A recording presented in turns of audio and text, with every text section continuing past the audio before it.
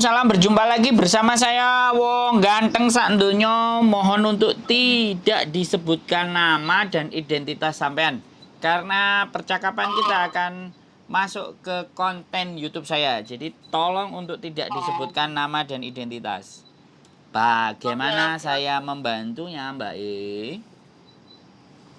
Iya, aku pengen tahu proses kalau misalkan kita menyerahkan diri gitu Oh, ke yang ke apa? Mana sih kolon kolon B. Polda ya? Ya, R siap. R Berapa tahun sampean sudah overstay?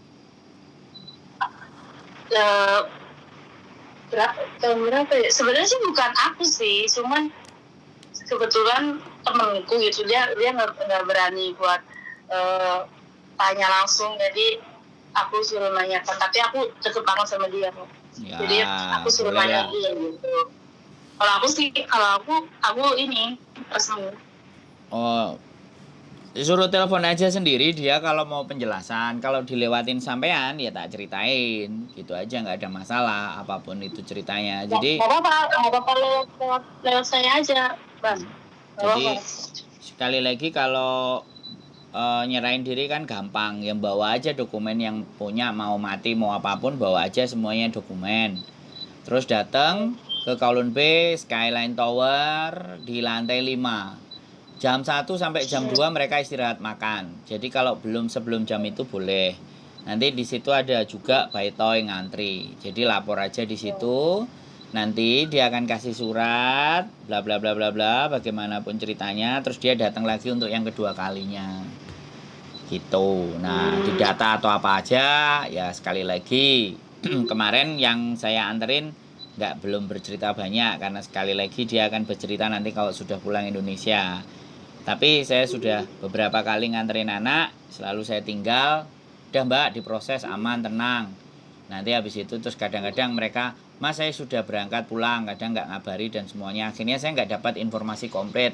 Lagi pula kadang-kadang ada orang yang dari awal pingin dibantu sudah dibantu, giliran kita mau ngonten mereka juga nggak mau ngabur, nggak ada masalah, itu nggak menjadi persoalan karena tujuan saya adalah memberitahukan informasi kepada teman-teman sesuai yang mengalami ya, jadi infonya tidak berdasarkan katanya, jadi yang mengalami. Jadi beberapa nanti dia datang, setelah datang nanti tanggal berapa lagi dia datang lagi, mungkin prosedurnya ya bisa jadi sidang menyatakan bahwa bersalah, melanggar administrasi bla bla bla bla, ketok palu jeder. Ada yang ada kena denda atau ada yang enggak. Ini masih simpang siur, nanti saya akan bikin konten lagi lanjutan yang langsung bersangkutan. Nah, setelah diserahkan semuanya aman pasti disuruh balik lagi. Balik lagi seperti biasanya, nanti lapor lagi. Sampai pada hari hanya kalau memang sudah selesai, ya kan, sudah selesai, sudah beres, surat merahnya dia sudah pegang, artinya tiket pesawatnya dia juga sudah ada. Karena paspornya mati, dia langsung ke KJRI untuk meminta SPLP, surat perjalanan Kayak pulang. itu ya, Hah? jalan gitu ya. Ya, surat jalan pulang. Karena bagaimanapun kan paspornya nggak bisa dipakai. Atau mungkin beli tiket kan harus ada nomor paspor. Bisa jadi kalau dia mau beli tiket, nah begitu beres pulangnya kapan, dia juga boleh ke KJRI. Intinya nggak ada masalah. Yang jelas prosesnya diselesaikan dulu di Kowloon B. Setelah memang sudah ada keluar dan menyatakan ketika dia sudah di Kowloon B bertanya tiket pulangmu kapan. Nah, karena tiket pulang itu yang dibutuhkan adalah paspor, ya dia sebelum beli tiket ke KJRI dulu minta SPLP, nggak ada masalah. Ditunjukkan surat hasil sidangnya atau apanya yang dari Kowloon B disodorin kan pasti tahu. Oh ya beres. Dibikinin SPLP, sudah deh pulang.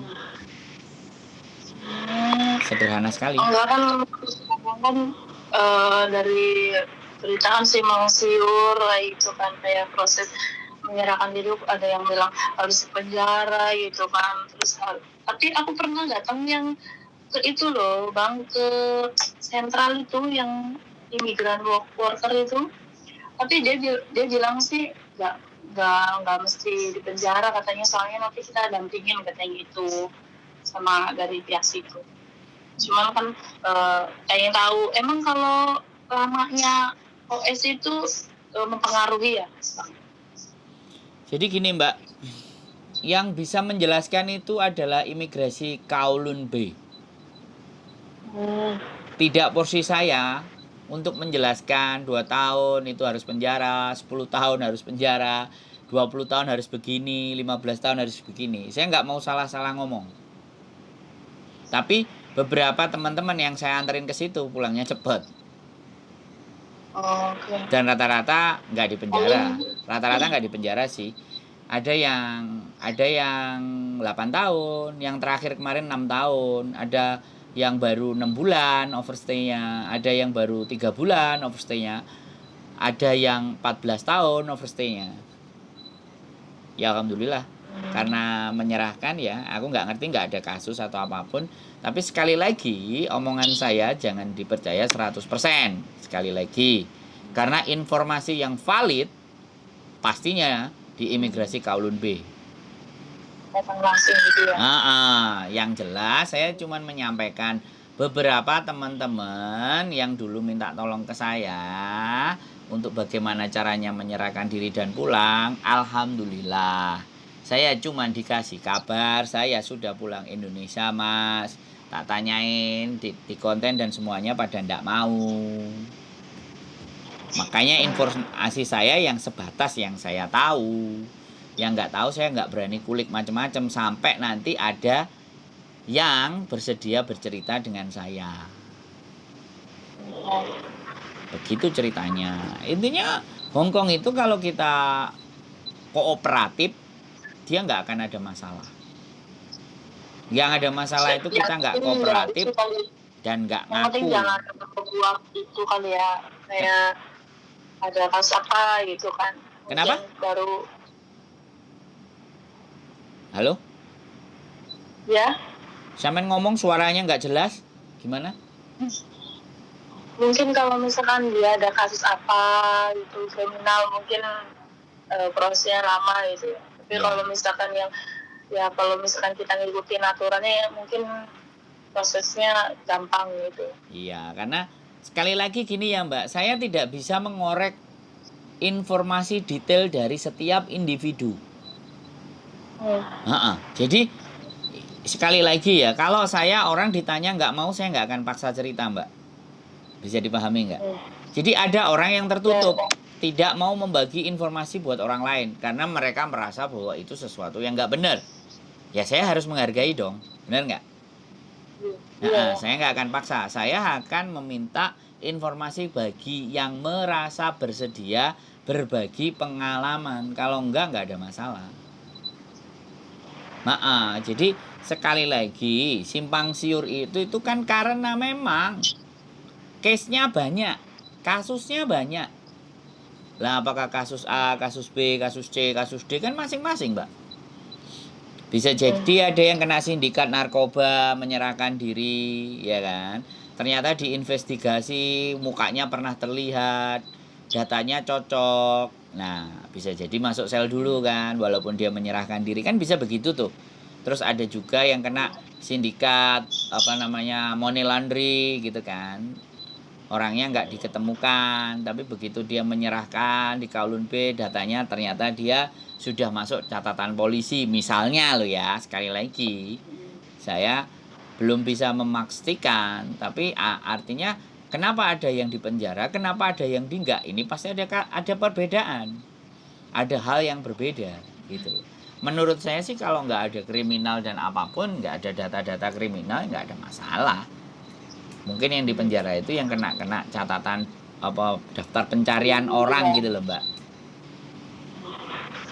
Gitu aja, simpel aja gitu aja. Logika kita mainkan kalau dengar sesuatu itu masih simpang siur. Kita pakai logika aja. Dan logika itu bisa salah, bisa benar. Logika bisa didebat, logika bisa dikritik. Gitu, nggak ada masalah. Gimana? Iya. Maksudnya kan teman aku tuh pengen pengen tahu informasi biar dia menyerahkan diri juga udah tahu kemana proses gimana, jadi Iya. nanti dia kesana sendiri gitu. Siap.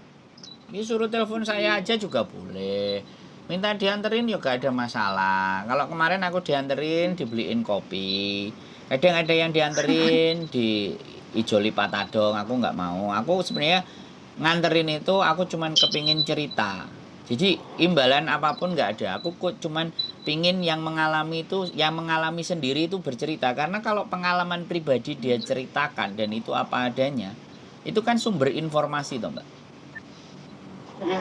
Tujuan saya itu menginformasikan sesuatu yang sesuai dengan pengalaman mereka pribadi.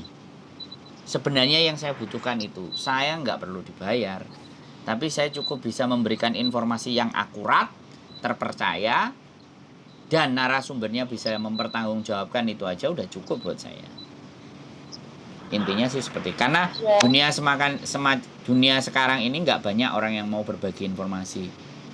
Banyak orang pintar, tapi lebih banyak orang pelit. Halo? Ya, sinyalnya agak susah. Ada lagi yang mau ditanyakan kira-kira? Nggak ada sih. Makasih loh udah Oke, siap. kasih sedih ya informasi kayak ini kan, jadi aku bisa ngomong ke anaknya, soalnya anaknya pengennya dia menyerahkan diri sendiri gitu, tapi Siap. harus tahu informasi. Siap. Kadang dia dari temen yang sesama OS gitu kan, katanya tuh apa dari berapa lamanya kamu OS itu katanya mempengaruhi. Terus habis itu katanya tuh kalau ada kriminal ya sekarang katanya harus berapa bulan dulu di penjara kayak gitu. Terus katanya kalau menyerahkan diri, kalau nggak pengen di penjara harus punya kayak duit DP itu buat tiket katanya gitu. Jadi siang simpang siur. Tapi temenku bang, ini dia teper kan, dia itu mengajukan diri, dia di Kolombe, dia nggak di penjara, dia katanya malah prosesnya cepet gitu. Prosesnya cuma berapa minggu katanya gitu. Jadi bilangnya jangan percaya sama omongan orang, kamu lakuin aja kesana sendiri. Iya, gitu. betul. Kayak gitu. Boleh. Saya punya channel YouTube kok, namanya Sandro Jabrik, dicek aja. Oke. Banyak info-info di sana. Nanti suaranya sampai ini juga akan masuk ke sana kok. Boleh di cross check nanti. Bisa dilihat. Oke. Siap. Semangat pokoknya kita bagi informasi yang benar buat teman-teman, gitu aja. Iya. Makasih ya Bang ya. Siap, sehat selalu Mbak E. Iya. Bye-bye. Assalamualaikum. Oke teman-teman semua ya, nggak ada masalah. Berita itu banyak ya, kasus juga banyak. Bagaimana yang benar dan enggak ya silakan dibuktikan sendiri. Apa yang saya sampaikan bisa salah, bisa benar, bisa tidak tepat, ya kan? Itu tergantung persepsi. Karena kita melihat sesuatu itu yang didasari adalah punya sudut pandang yang berbeda. Saya melihat dari depan kelihatannya ganteng. Saya dilihat dari belakang kayak pentol korek. Saya lihatnya dari atas kok cuma hitam-hitam aja. Jadi sekali lagi, kalau sudut pandang kita dari mana dan seperti apa itu pasti akan terjadi perbedaan. Di dalam hidup kita tidak mencari perbedaan, karena perbedaan itulah yang sudah dinamakan sunatullah. Yang dari hidup kita itu bagaimana hidup kita itu mempunyai nilai yang bermakna. Jadi sekali lagi jangan memperdebatkan tentang sebuah perbedaan, karena dalam diri masing-masing manusia itu meyakini akan kebenarannya sendiri-sendiri. Keep stay tune my YouTube channel and see you next video. Bye bye.